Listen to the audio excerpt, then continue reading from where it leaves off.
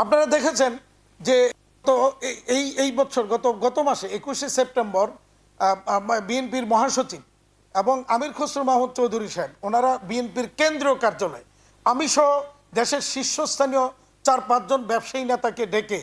অত্যন্ত সৌহার্দ্যপূর্ণ পরিবেশে সেখানে আমাদের সাথে আলাপ আলোচনা করেছেন, বর্তমান প্রেক্ষাপটগুলি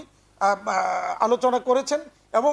মিটিং শেষে বাইরে মিডিয়ার সামনে বিজেপির প্রেসিডেন্ট এক পাশে, বিকিমির প্রেসিডেন্ট হিসেবে আমি এক পাশে আমির খসরু মাহমুদ চৌধুরী সাহেবের সাথে দাঁড়িয়ে সেখানে খসরু সাহেব কিন্তু সেখানে বক্তব্য দিয়েছেন মিডিয়ার সামনে। তো সেদিন কি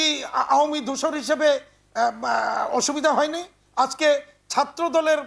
এই কিছু সংখ্যক বাচ্চা ছেলেকে দিয়ে এই ধরনের একটা ঘটনা ঘটানো হলো, এটা খুবই দুঃখজনক।